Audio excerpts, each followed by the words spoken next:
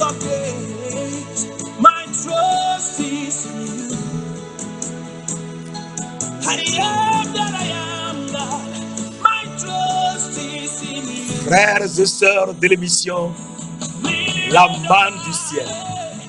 La manne jaillit toujours abondamment du ciel et nous donne la vie de notre Seigneur Jésus-Christ, le Dieu de gloire, le Tout-Puissant, celui qui était, qui est et qui vient. Il ne change pas. Tel il est, il sera toujours le même. Tel il était hier, il le sera aujourd'hui, je suis, il sera toujours pareillement, éternellement. Cette émission est présentée par le serviteur Jules Komlan Soussou de l'église missionnaire Philadelphie de Christ à Lomé au Togo. Et nous sommes tellement heureux de partager ces instants de plaisir avec toi, mon frère, ma soeur, afin que tu saches que Dieu est ton bouclier et ton soleil. Alors aujourd'hui, nous voulons encore voir ce matin l'Éternel est notre soleil et notre bouclier. Et en sachant qui il est vraiment, eh bien, nous sommes tranquilles et nous le suivons. Et en le suivant, nous irons sûrement dans la vie éternelle. Alléluia. Mes frères, mes sœurs, il faut qu'on sache que l'Éternel, Dieu de gloire, est notre bouclier. Il est notre soleil et il est notre bouclier. Il est notre soleil pour nous montrer que c'est lui notre lumière. En le suivant, nous ne tomberons jamais. Nous ne serons jamais dans les ténèbres. Les ténèbres ne peuvent jamais nous atteindre. Et nous le suivrons, nous qui sommes lumière du monde. En le suivant, lui qui est la lumière du monde, eh bien, nous irons jusque dans la vie éternelle. Et il faut savoir cela. Et c'est très important. La parole de Dieu nous dit, dans Jean 3, verset 18, et qui est un verset très important, que nous lisons rapidement. Jean 3, verset 18, celui qui croit en Jésus n'est point jugé, mais celui qui ne croit pas en lui est déjà jugé, parce qu'il n'a pas cru au nom du Fils unique de Dieu. Celui qui croit en Jésus n'est point jugé. Jean 3, verset 18. Mais celui qui ne croit pas en lui est déjà jugé, parce qu'il ne croit, parce qu'il n'a pas cru au nom du Fils unique de Dieu. Donc, Dieu a un Fils unique, lui seul. Il n'y en a pas deux. Il faut qu'on croie en lui et qu'on ne soit point jugé. Alors, dans Jean 3, toujours Jean 3, verset 16, il nous dit, car Dieu a tant aimé le monde qu'il a donné son Fils unique, toujours ce Fils unique, afin que quiconque croit en lui ne périsse jamais, jamais, mais qui ait la vie éternelle. Et donc, Dieu a donné le Fils unique, qui est Jésus-Christ, afin qu'on croie en Jésus-Christ et qu'on aille dans la vie éternelle. Il faut qu'on sache que ce Fils unique est la lumière du monde. Dans Jean 8, verset 12, Jean 8, verset 12, c'est tellement important. Jean 8, verset 12, la parole de Dieu nous dit, Jésus leur parla de nouveau et dit, je suis la lumière du monde. Celui qui me suit ne marchera pas dans les ténèbres, mais il aura la lumière de la vie. Donc il faut suivre Jésus-Christ, qui est la lumière du monde, pour ne pas marcher dans les ténèbres. Celui qui me suit ne marchera pas dans les ténèbres, mais il aura la lumière de la vie. Et donc, pour avoir la lumière de la vie et être lumière du monde, comme Jésus-Christ, il faut le suivre. Si tu ne le suis pas, tu ne peux jamais avoir la lumière de la vie. Jamais. Et en suivant le Seigneur Jésus-Christ, on devient lumière du monde. Matthieu 5, verset 14 nous dit, vous êtes la lumière du monde. Une ville située sur une montagne ne peut jamais être cachée. Et dans le verset 16, la parole de Dieu nous dit que votre lumière luise devant tous les hommes, afin qu'ils voient vos bonnes œuvres et qu'ils glorifient votre Père qui est dans les cieux. Donc, Jésus est lumière du monde. Il faut le suivre pour devenir aussi lumière du monde. Et en devenant lumière du monde, il faut que notre lumière luise devant tous les hommes, afin qu'ils voient nos bonnes œuvres et qu'ils glorifient notre Père qui est dans les cieux. Alors, comment il peut voir notre lumière, mes frères, mes sœurs? C'est ça qui est important. Il faut qu'ils voient notre lumière. Alors, la parole de Dieu nous dit, dans Éphésiens 2, verset 10, il faut que votre lumière luise devant les hommes, afin qu'ils voient vos bonnes œuvres et qu'ils glorifient votre Père qui est dans les cieux. Alors, Éphésiens 2, verset 10 nous dit, car nous sommes son ouvrage, ayant été créés en Jésus-Christ pour de bonnes œuvres, que Dieu a préparées d'avance afin que nous les pratiquions. Éphésiens 2, verset 10. Car nous sommes l'ouvrage de Dieu, ayant été créés en Jésus-Christ pour de bonnes œuvres,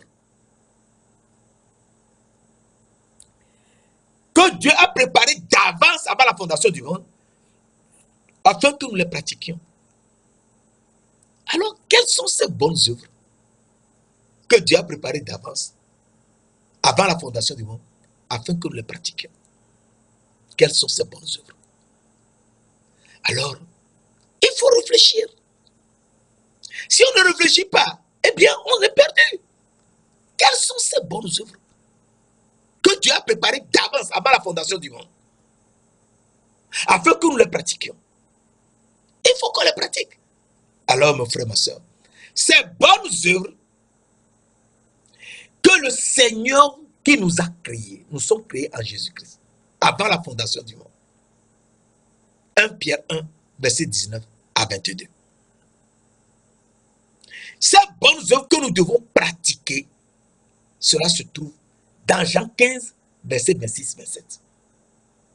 Parce qu'il ne faut pas oublier que nous sommes révélés, âme vivante, avant la fondation du monde. Et étant révélés, âme vivante, avant la fondation du monde, eh bien, il faut absolument que nous suivions la parole de Dieu, la parole que nous mangions avant de venir sur la terre et d'être soufflés dans la poussière de la terre et que nous sommes parus des êtres vivants visibles. Genèse 2, verset 7. Et donc, il faut qu'on sache que nous sommes avant la fondation du monde. Nous sommes révélés avant la fondation du monde. 1 Pierre 1, verset 19 à 22. Et donc, nous sommes venus sur la terre pour des bonnes œuvres. Et ces bonnes œuvres, je te montre rapidement cela. Les bonnes œuvres pour lesquelles nous sommes venus sur la terre, ça se trouve dans Jean 15. Verset 26, 27, Jean 15, verset 26, 27, que nous lisons rapidement, mes frères et mes sœurs, parce que c'est la connaissance de la parole qui nous fait vivre. Si tu ne connais pas la parole de Dieu, tu seras perdu. Et le diable va t'attraper. C'est ça. Il faut qu'on connaisse la parole de Dieu. Et qu'on soit dans la parole et vivre de la parole. Alors, nous lisons Quand sera, Jean 15, verset 26, verset, quand sera venu le consolateur, que l'esprit, que je vous enverrai de la part du Père, l'esprit de vérité qui vient du Père, il rendra témoignage de moi. Verset 27, et vous aussi, vous rendrez témoignage, parce que vous êtes avec moi avant la fondation du monde, c'est-à-dire dès le commencement. Parce que vous êtes avec moi dès le commencement, c'est-à-dire avant la fondation du monde, dès le commencement. Donc nous sommes sur la terre, créés en Jésus-Christ, parce que nous sommes sortis du sang, nous sommes révélés du sang de Jésus-Christ. Et nous étions des âmes vivantes, comme des âmes, on ne voit pas une âme, mais elle est vivante, mais elle est comme, pour ici, elle est comme morte, puisqu'on ne la voit pas. Celui qu'on ne voit pas, on ne sait pas qui il est, ou si on l'a connu, et c'est comme elle est morte. Alors, à partir de là, cette personne qui est morte est une âme vivante. Mais l'âme, en réalité, existe, et elle est vivante. Et donc, nous sommes révélés avant la fondation du monde. Et donc, révélés avant la fondation du monde, c'est-à-dire dès les temps anciens. Pourquoi? Eh bien, Jean 15, verset 16, 10, verset 26, 27, quand sera venu le consolateur, que je vous enverrai de la part du Père, l'esprit de vérité qui vient du Père, il rendra témoignage de moi. L'esprit de vérité rendra témoignage de Jésus-Christ. Et vous aussi, vous rendrez témoignage, parce que vous êtes avec moi dès le commencement. Donc, si nous sommes avec Jésus-Christ avant la fondation du monde, donc dès le commencement, c'est pour rendre témoignage de Jésus-Christ. Il faut rendre témoignage de Jésus-Christ. Et c'est en rendant de tels témoignages que nous sommes véritablement révélés du sang de Christ et que nous pratiquons les bonnes œuvres que Dieu a préparées d'avance avant la fondation du monde et que nous les pratiquons.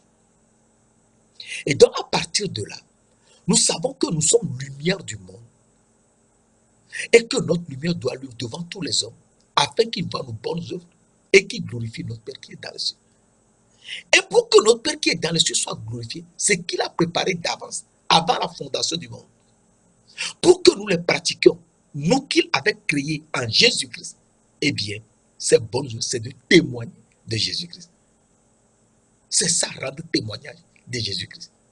Et donc, en rendant témoignage de Jésus-Christ, nous voyons très bien que Jésus-Christ est un soleil et un bouclier. Alors aujourd'hui, nous voulons développer Jésus-Christ est un soleil et un bouclier. Pour qu'on sache comment le suivre. Pour avoir la lumière. Je suis la lumière du monde. C'est ce qu'il a dit. Une ville située sur une montagne ne peut jamais être cachée. Ça c'est un. Mais il a dit, je suis la lumière du monde. Mais dans Jean 8, verset 12, il nous dit, celui qui le suit ne marchera pas dans les ténèbres. Mais il aura la lumière de la vie. Et donc, s'il est notre soleil, donc il est notre lumière. Il est notre lumière. Et donc, nous devons savoir qu'il est notre lumière.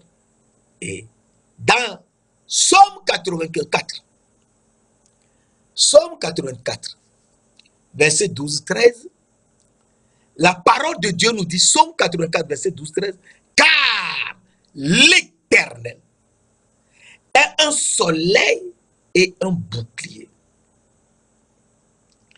L'Éternel donne la grâce et la gloire. Mes frères, mes sœurs, ici, il est très important que nous sachions ce que le Dieu de gloire nous dit. L'Éternel est un soleil et un bouclier. L'Éternel donne la grâce, c'est-à-dire il nous donne l'esprit de la grâce. Alléluia. Tout le monde a la grâce. l'esprit de la grâce. Et lui-même est venu avec cette grâce. Il nous donne l'esprit de la grâce. Et il ne faut pas oublier, il nous donne également l'esprit de vérité, que nous venons de lire tout à l'heure.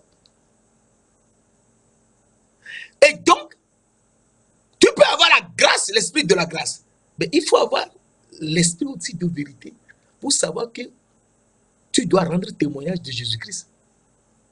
C'est très important. Car la parole de Dieu nous dit, et c'est important, que Jésus-Christ nous montre dans Jean 1, verset 17, la loi a été donnée par Moïse, mais la grâce et la vérité, on n'a pas dit ou la vérité, on a dit et la vérité. La grâce et la vérité sont venues par Jésus-Christ. Et donc à partir de là, nous savons que la grâce et la vérité sont venues par Jésus-Christ. Et donc, Jésus nous donne la grâce à nous tous. Il n'y a pas de problème. Mais il faut chercher la vérité. Et cette vérité, c'est que lui-même, il est notre soleil et il est notre bouclier. Alors, l'Éternel est un soleil et un bouclier. L'Éternel donne la grâce, l'esprit de la grâce, qui se trouve dans Hébreux 10, verset 29. Hébreux 10, verset 29. L'esprit de la grâce. Il n'y a qu'un seul passage dans toute la Bible où on parle de l'esprit de la grâce. Hébreux 10, verset 29. Que nous pouvons lire rapidement. Hébreux 10, verset 29, nous dit: de quel pire châtiment pensez-vous que sera jugé, dit celui qui aura foulé aux pieds le Fils de Dieu? Celui qui aura foulé aux pieds le Fils de Dieu. C'est-à-dire avoir connu Jésus et pour une raison ou pour une autre, le laisser tomber. Ah! Il ne faut jamais fouler aux pieds le Fils de Dieu. De quel pire châtiment pensez-vous que sera jugé, dit celui qui aura foulé au pied le Fils de Dieu, le Fils de Dieu, qui n'a ni père ni mère. Le Fils de Dieu, il n'a ni père ni mère. Il n'a pas de père, il n'a pas de mère. Est-ce que tu sais ça? Je t'en parlerai un autre jour. Qui sera, Dieu dit, celui qui aura foulé le Fils de Dieu et qui aura tenu pour profane le sang de l'alliance par lequel il a été sanctifié, et qui aura foulé et qui aura outragé l'esprit de la grâce. Donc l'esprit de la grâce, c'est l'esprit qui nous permet de jouir, nous tous, du sang qui nous lave. Le sang de Jésus qui nous lave. Et ce sang qui nous lave est comme de l'eau paisible qui nous lave et qui enlève, toutes nos impuretés. Toutes nos impuretés. Nos imperfections. Et nous sommes revigorés. Et donc c'est ça l'esprit de la grâce.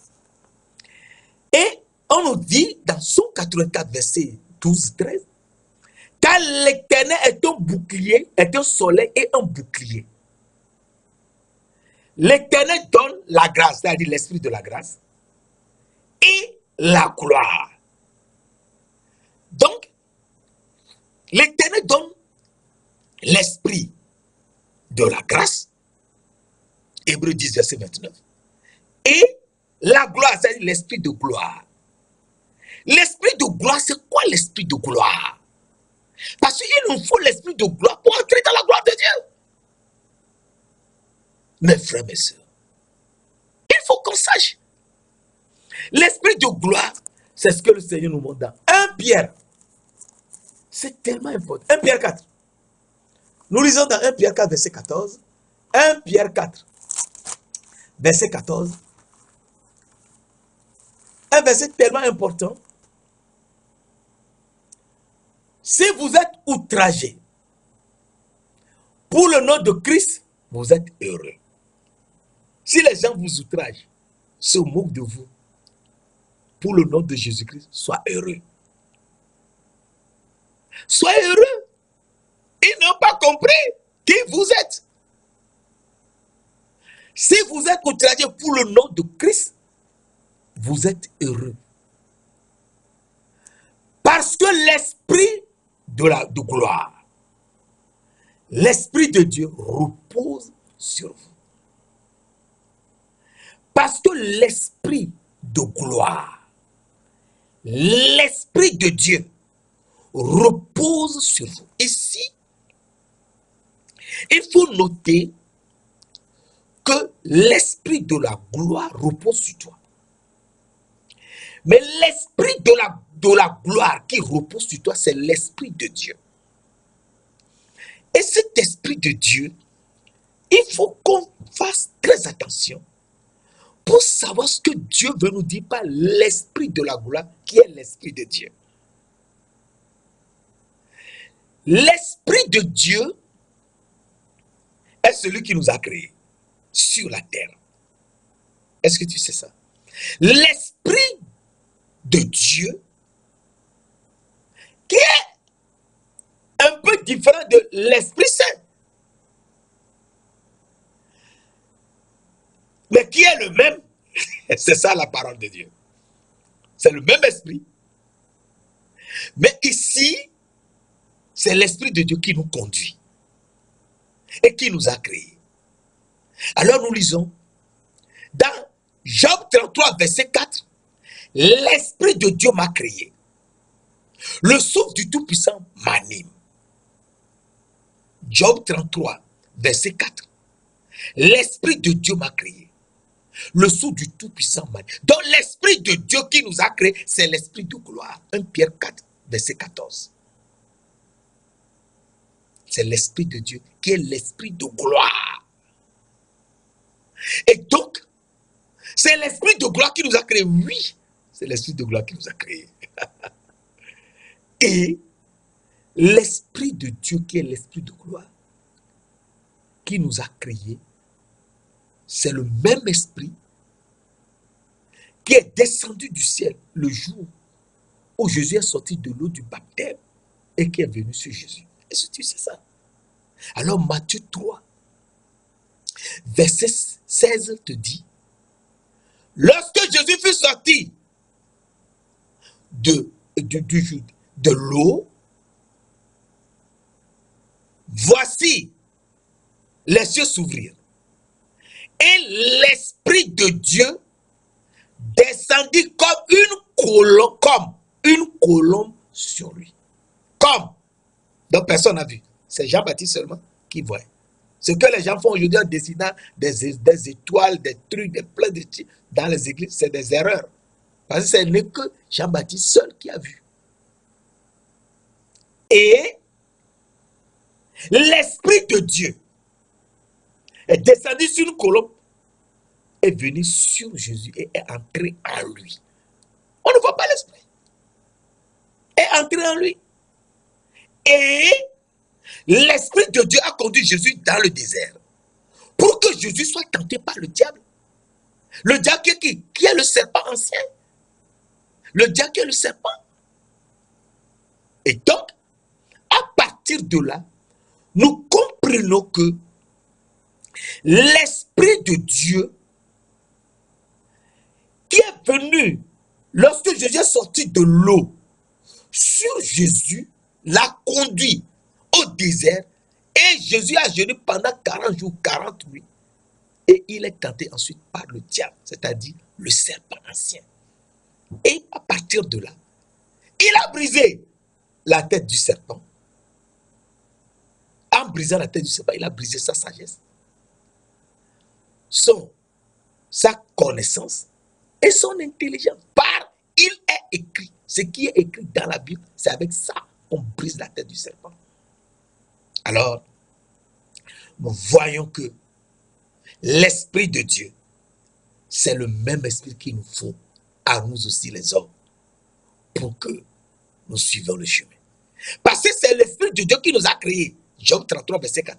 Et donc, si nous n'avons pas l'Esprit de Dieu, eh bien, nous sommes perdus. Nous pouvons tout faire, mais nous ne pouvons rien comprendre. Alors, Jean 3, verset 5 nous dit, Jean 3, verset 5, nous dit, Jésus dit à Nicodème, si vous ne naissez d'eau et d'esprit de Dieu, vous ne pouvez entrer dans le royaume de Dieu. Donc, pour entrer dans le royaume de Dieu, il faut naître d'eau et d'esprit de Dieu. Jésus étant sorti de l'eau, Matthieu 3, verset 16, Jésus étant sorti de l'eau, l'Esprit de Dieu est venu sur lui et l'a conduit ensuite, dans Matthieu 4, verset 1 à 11, dans le désert où il a brisé la tête du serpent. Il est écrit. Donc nous comprenons que pour nous aussi, il nous faut absolument l'Esprit, il nous faut absolument naître d'eau pour que nos impuretés, nos imperfections, tout ce que nous avons de souillé en nous, nos souillures, soient lavés par l'eau paisible. Soit lavé par l'eau paisible. Et c'est ce que la parole de Dieu nous dit dans Psaume 23, verset 2. Il me dirige près des eaux paisibles. Il me dirige près des eaux paisibles. Et Jésus-Christ est le prince de la paix. Jésus-Christ étant le prince de la paix, s'il nous amène près des eaux paisibles, il nous amène auprès de lui-même pour nous laver avec l'eau. Il ne faut pas oublier que lorsque Jésus était mort sur la croix, un des soldats lui a percé le côté. Et du sang et de l'eau sont sortis. Du sang et de l'eau. Jean 19, verset 34, 33, 34. Jean 19, verset 33, 34. Sont sortis de l'eau pour nous laver. Et une fois que nous sommes lavés, eh bien, l'Esprit de Dieu entre en nous et nous conduit. Et l'Esprit de Dieu, c'est l'Esprit qui a conduit Jésus et il a brisé la tête du serpent. Il a tout fait sur la terre. Et donc, il nous faut l'Esprit de Dieu pour pouvoir marcher sur la terre. Alors, je te rappelle, Psaume 84, verset 12, car l'Éternel est un soleil et un bouclier. L'Éternel donne la grâce, l'Esprit de la grâce, et la gloire, l'Esprit de gloire, qui est l'Esprit de Dieu, pour nous reconduire. Il ne refuse aucun bien à ceux qui marchent dans l'intégrité. Il ne refuse aucun bien. À ceux qui marchent dans l'intégrité, à ceux qui ont reçu l'Esprit de grâce et l'Esprit de gloire, qui est l'Esprit de Dieu. C'est très important. À ceux qui marchent dans l'intégrité. Et donc, il faut qu'on comprenne que Jésus est notre soleil et il est notre bouclier. C'est lui qui nous donne l'Esprit de la grâce, Hébreux 10, verset 29, et l'Esprit de gloire, qui est l'Esprit de Dieu. Et l'Esprit de Dieu nous conduit de nouveau et nous allons. Et nous restaure. L'Esprit nous restaure. Et une fois que nous sommes restaurés, eh bien, nous le suivons. Et nous allons dans la vie éternelle, en passant par l'arbre de la vie. Que nous mangeons et nous buvons l'eau de la vie. Et c'est fini. Nous sommes prêts pour le ciel, pour la vie éternelle. Mes frères, mes sœurs, il faut qu'on sache que l'Éternel est notre bouclier. Psaume 84, verset 10 nous dit, toi, tu es notre bouclier. Vois, oh Dieu, et regarde la face de ton oint. Dieu est notre bouclier, notre bouclier. Vois, oh Dieu, et regarde la face de ton roi. Tu es loin de Dieu. Tu es loin de Dieu parce que l'Esprit de Dieu est entré en toi. Et en entrant en toi, il est passé par ta tête. Et tu es loin de l'Esprit de Dieu. Et une fois que tu es de l'Esprit de Dieu, l'Esprit de Dieu t'ouvre un autre chemin et te montre comment marcher. Et tu m'as en le suivant. On suit l'Esprit de Dieu maintenant, qui nous prend dans ses bras et traverse le premier fleuve, Pichon, qui est un très grand fleuve, le fleuve Pichon. Genèse 2, verset 10 à 12. Et ensuite, le fleuve Gihon, qui est dans l'obscurité. Et nous passons dans le pays de Couche, qui est le pays de l'obscurité totale. Mes frères, mes sœurs, il faut qu'on connaisse un peu la parole de Dieu. Et nous traversons le fleuve Gihon, qui se trouve dans Genèse 2, verset 13. Et à partir de là, nous ressuscitons avec le Seigneur Jésus-Christ. Et une fois ressuscités avec lui, eh bien, nous comprenons la parole de Dieu. Et nous marchons avec lui.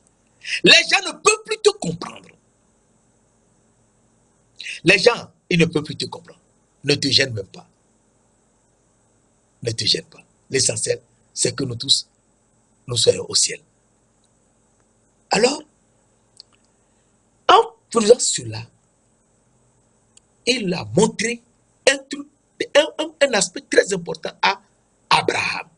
Au moment où on l'appelait Abraham, il n'était pas encore Abraham. Il s'appelait Abraham.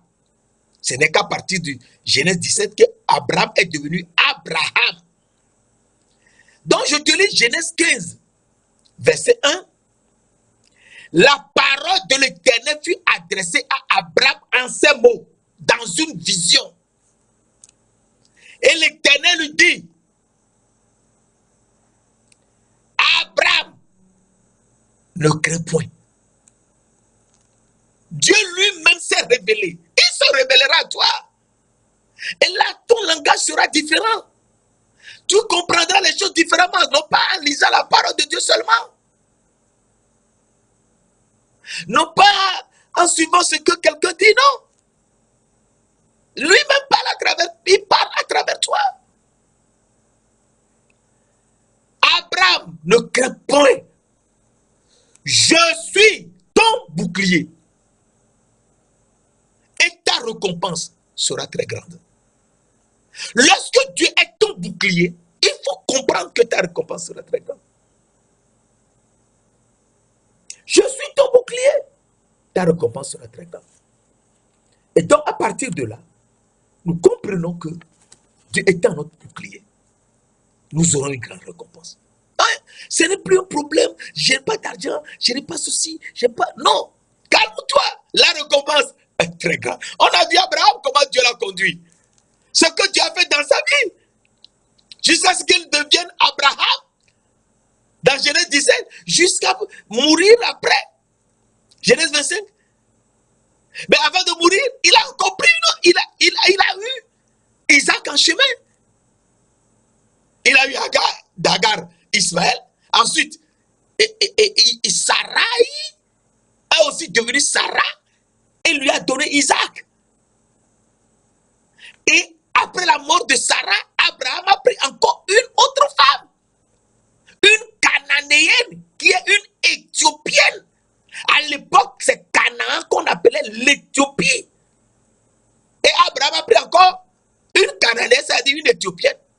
Genèse 25, verset 1 à 6. Et il a eu 6 enfants. De Ketura, la Cananéenne, c'est-à-dire l'Éthiopienne, qui sont devenus grands garçons. Et qu'il a envoyé auprès de leur grand frère Ismaël, dans le pays d'Orient, avant de mourir. Et donc, nous voyons que l'Éternel est notre bouclier. Et c'est ce qu'il a dit à Abraham. Ta récompense sera très grande. Lorsque l'Éternel est ton bouclier et qu'il te protège partout, il faut être sûr. C'est une expérience qu'il faut faire. Il te protégera partout. Des embûches de n'importe qui, de n'importe quoi, de n'importe quel démon. Il te protégera. Alors, Somme 7, verset 1 nous dit, mon bouclier est en Dieu qui sauve ceux dont le cœur est pur. Mon bouclier, l'Éternel, mon bouclier. Mon bouclier est en Dieu. Mon bouclier est en Dieu. Qui sauve ceux dont le cœur est pur. Eh bien, tu auras le cœur pur. Tu auras le cœur droit. Le mensonge, tu laisseras. Le vol, tu laisseras. La trahison, tu laisseras. L'adultère, tu laisseras. Le mensonge, tu laisseras. Et les avortements, tout ça, tu laisseras. La convoitise, tu laisseras. Et tu seras transformé. Mais tu ne comprendras pas comment. Et les gens ne peuvent plus te connaître. Même tes propres enfants ne peuvent pas te connaître. Parce que tu es différent. Tu es devenu un autre. Alors, dans Psaume 28, verset 7-8, Psaume 28, aujourd'hui, nous faisons ce travail pour comprendre ce que Jésus nous a fait. Psaume 28, verset 7-8, nous dit, l'Éternel est ma force et mon bouclier. En lui, mon cœur se confie.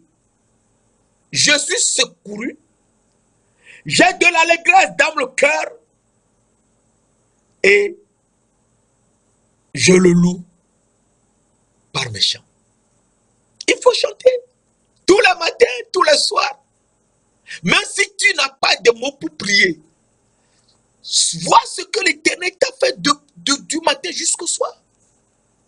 Comment il t'a sorti des problèmes, des difficultés, de tout un tas de choses. Chante, loue-le, remercie-le. Ne serait-ce que cela, ta prière. Parce que c'est une relation personnelle. Alors, nous comprenons que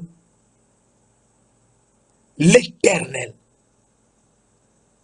est un bouclier pour ceux qui se confient en lui. Et il est notre force. Mon frère, ma soeur, l'Éternel est ta force. Crois en lui, tu ne seras jamais déçu. C'est lui, notre force. Et en nous disant cela, il nous fait comprendre. Dans Malachie 4, verset 2, pour vous qui craignez le nom de l'Éternel, se lèvera le soleil de la justice. Ah, l'Éternel est un soleil et un bouclier. Nous avons vu le bouclier depuis Abraham. Et il dit à Abraham, je suis ton bouclier. Ta récompense sera très grande. Et la récompense d'Abraham a été vraiment très grande. C'est qu'on n'a pas pu comprendre, ce qu'Abraham ne peut même pas imaginer. Les enfants qu'il ne peut jamais penser avoir, c'est ça qu'il a eu. Surtout les 6 derniers garçons que Abraham a eu de Ketura, la Cananéenne, c'est-à-dire l'Éthiopienne, 6 garçons. C'est terrible. Et de ces 6, nous avons vu Madian. Et Moïse qui a épousé la fille de Jéthro, qui est Madian, Madianite, et qu'on appelle Séphora, et qui l'a conduit jusqu'à partir. Alors, nous comprenons que pour ceux qui craignent l'Éternel, se lève le soleil de justice. Ils seront justes. Non pas seulement saints, mais aussi justes. Parce qu'il ne faut pas oublier dans Ephésiens 1, verset 4, Dieu nous a dit, en Jésus-Christ, vous avez été élus avant la fondation de Dieu pour être saints et justes. Ephésiens 1, verset 4. En Jésus-Christ, Dieu nous a élus avant la fondation du monde pour que nous soyons saints et justes. Et irrépréhensibles, ça dit juste. Donc, pour ceux qui craignent le nom de l'Éternel, c'est-à-dire Jésus-Christ, se lèvera le soleil de la justice. Et la guérison sous ses ailes. Nous serons guéris de n'importe quoi. Bien sûr, n'importe quoi. Sa grâce nous suffit. Alors, ce soleil, c'est qui? Alors, nous lisons dans Luc 1, verset 78, un verset très important. Luc 1, verset 78. Grâce aux entrailles de miséricorde, grâce aux entrailles de la miséricorde de notre Dieu, en vertu de laquelle, aux entrailles de la miséricorde de notre Dieu, en vertu de laquelle, le soleil levant nous a visités d'en haut. Le soleil levant nous a visités d'en haut. Ah! Donc, le soleil levant nous a visités d'en haut. Oui, le soleil levant nous a visités d'en haut. Ah! Donc, ce soleil levant, il est venu d'en haut. Oui, il est venu d'en haut pour nous visiter. Alors, la parole de Dieu nous dit dans Jean 6, verset 32 à 35, Jésus l'a dit, en vérité, je vous le dis, Moïse ne vous a pas donné le pain du ciel.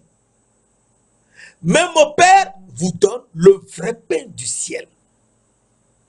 Car le pain de Dieu, c'est celui qui est descendu du ciel.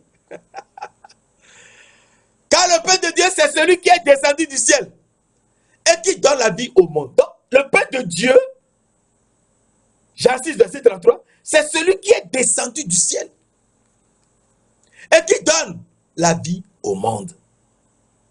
Le pain de Dieu, oui, c'est le pain de Dieu. C'est celui qui est descendu du ciel. Et c'est ce pain qu'il faut qu'on mange. Verset 35, Jésus dit, je suis le pain de vie. Celui qui vient à moi n'aura jamais faim. Et celui qui croit à moi n'aura jamais soif. Donc, nous comprenons que le soleil levant est venu vraiment. Et la guérison sous ses ailes. Et ce soleil levant nous a visités d'en haut. Oui, il est venu d'en haut. Alors, je suis le pain. Jésus nous dit, le pain de Dieu, c'est celui qui est descendu du ciel.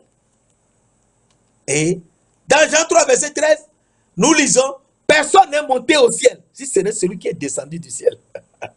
Jean 3, verset 13, personne n'est monté au ciel, si ce n'est celui qui est descendu du ciel.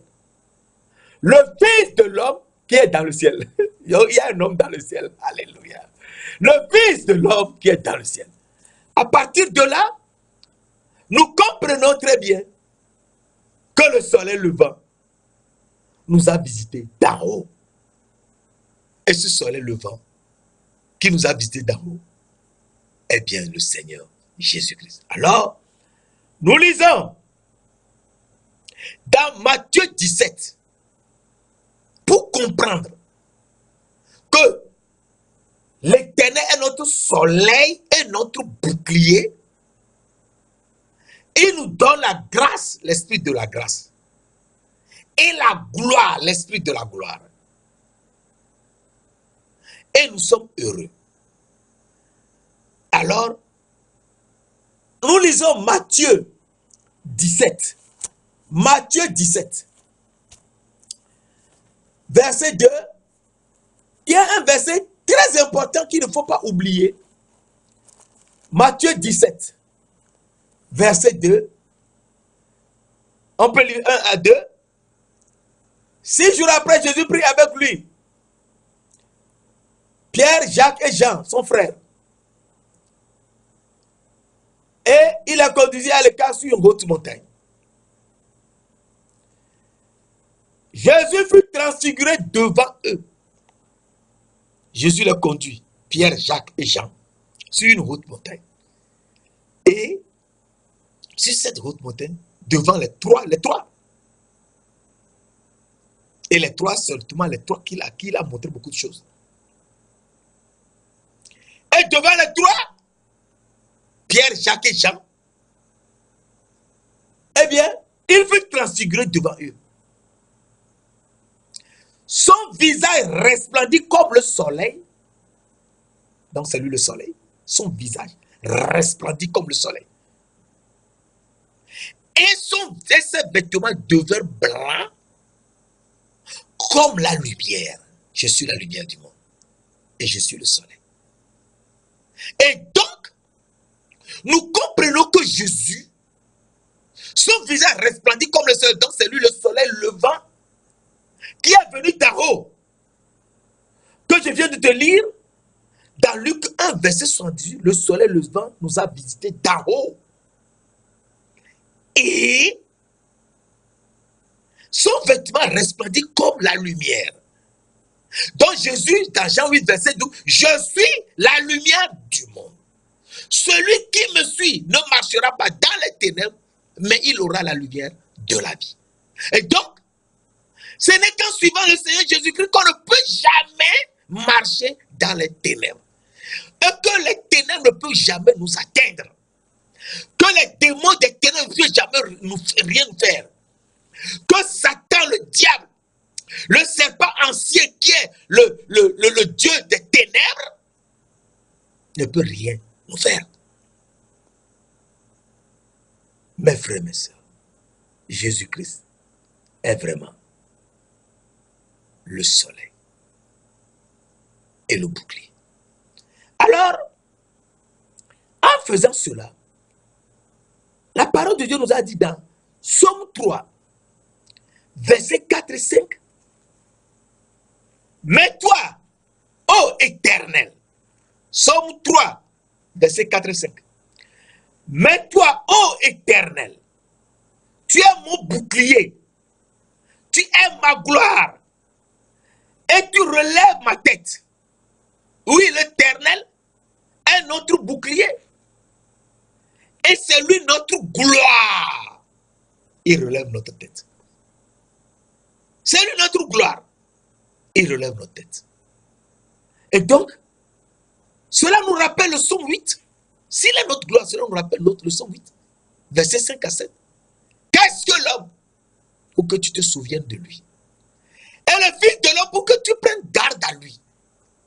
Tu l'as fait de peu inférieur à Dieu. De peu. Il reste seulement un peu pour qu'on soit semblable, qu'on ressemble à Dieu. Dieu crée l'homme à son image. Il reste seulement que l'homme soit à la ressemblance de Dieu. Tu l'as fait de peu inférieur à Dieu. Gradé. Tu l'as couronné de gloire et de magnificence. Tu lui as donné la domination sur les œuvres de tes mains. Donc l'homme a eu, avant de venir sur la terre, la domination sur les œuvres de ses mains. La domination sur tout reptile qui rampe sur la terre, sur les serpents. Avant de tomber devant le serpent, devant le chérubin qui doit le jouer le tap-tap, et la flûte, et les luttes, qui était un chérubin, mais parce qu'il a trompé et a séduit Ève, Dieu l'a puni, Dieu l'a maudit, il est devenu un serpent. De ma voix, je crie à l'Éternel, et il me répond de sa sainte montagne. Alors, si tu comprends aujourd'hui que l'Éternel est ton bouclier et que c'est ta gloire, et donc, il t'a couronné de gloire et de magnificence. Somme 8, versets 5 à 7. Et donc, si tu as couronné de gloire et de magnificence, il faut savoir que pour toi, qu'il a couronné de gloire et de magnificence et que tu as retrouvé cette gloire, eh bien, il te fait quelque chose d'extraordinaire. Que nous allons voir et nous allons la faire bientôt. Matthieu 13. Matthieu 13, verset 43 Matthieu 13, verset 43. Alors les justes resplendiront comme le soleil dans le royaume de leur Père. Que celui qui a des oreilles, que celui qui a des oreilles pour entendre, entende. Matthieu 13, verset 43 nous dit, alors, les justes, parce que tu es venu sur la terre pour être saint et juste. Lorsque Dieu de gloire te lave avec son sang, qui est l'eau, tu deviens saint. Et il restaure ton âme. Une fois que ton âme est restaurée, eh bien, il te fait juste. Car son esprit, l'esprit de Dieu te conduit dans les sentiers de la justice à cause de son nom. Son nom, quel est le nom? Son nom, le juste, Jésus-Christ, le juste. 1 Pierre 2, verset 1. Donc, alors les justes resplendiront comme le soleil. Alors tu deviendras comme le soleil. Toi aussi, tu deviens comme le soleil. Et en devenant comme le soleil, eh bien, ta vie change. Ta vie change et tu deviens le fils du Dieu vivant. Tu deviens le fils du Dieu vivant et il faut le savoir.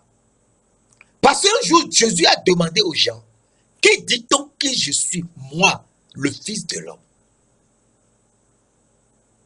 Et les gens étaient là à te dire, bon, tu es Jérémie, etc., Élie, tout. Et Jésus lui-même a dit, qui dites-vous que je suis? Moi, le fils de l'homme. Alors nous lisons dans Matthieu 16, verset 13. Jésus étant arrivé dans le territoire de Césarée de Philippe, demanda à ses disciples, qui dit-on que je suis, moi, le fils de l'homme? Alors les gens ont raconté beaucoup de choses. Certains disent, tu es Élie, Jean-Baptiste, Jérémie et tout.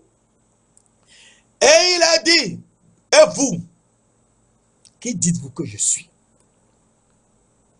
Et Pierre a eu la révélation. Et Pierre a dit, tu es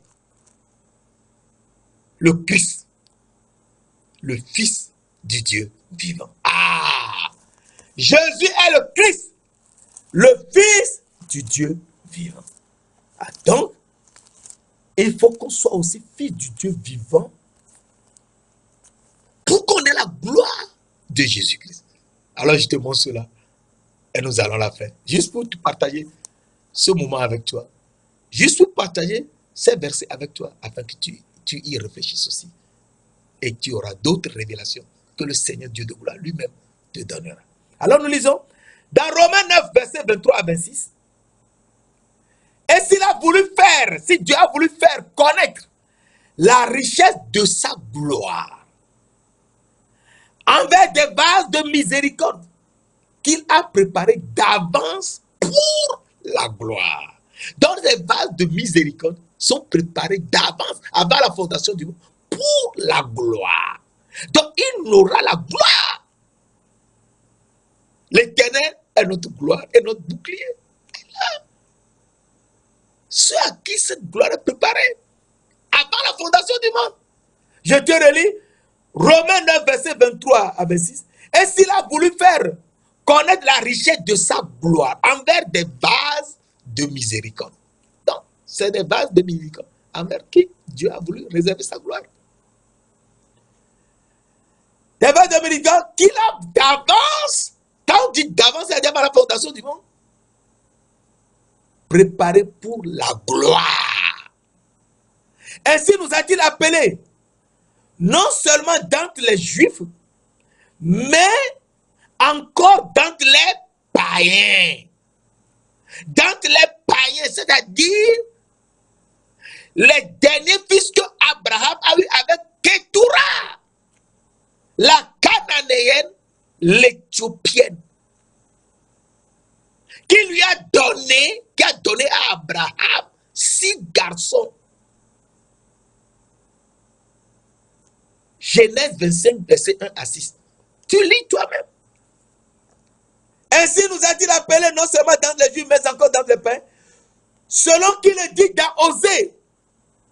Osée 2, verset 1. J'appellerai mon peuple celui qui n'était pas mon peuple. Celui qu'on ne considérait pas comme le peuple de Dieu. Qu'on ne considérait même pas comme les enfants d'Abraham. Eh bien, Dieu lui-même dit, j'appellerai mon peuple celui qui n'était pas mon peuple. Et bien-aimé, celle qui n'était pas la bien-aimée. Et là où on leur disait, vous n'êtes pas mon peuple, ils seront appelés fils du Dieu vivant. Ils seront appelés fils du Dieu vivant. Mon frère, ma soeur, je voulais seulement partager avec toi ces instants de plaisir, de joie, pour te dire que tu es le fils du Dieu vivant, comme Jésus-Christ est le fils du Dieu vivant. Et donc, Dieu t'a donné sa gloire. La gloire, cette gloire avant la fondation du monde. Saint-Esprit, Esprit de gloire, Esprit de Dieu, toi qui nous as créés, toi qui nous conduis, conduis-nous. Lave-nous avec le sang et l'eau de Jésus-Christ, le prince de la paix, et fais-nous manger son corps et transforme-nous. Et fais-nous voir de loin l'arbre de la vie, afin que nous te suivions et que nous le mangions. Au nom précieux de notre Seigneur Jésus-Christ de Nazareth. Amen.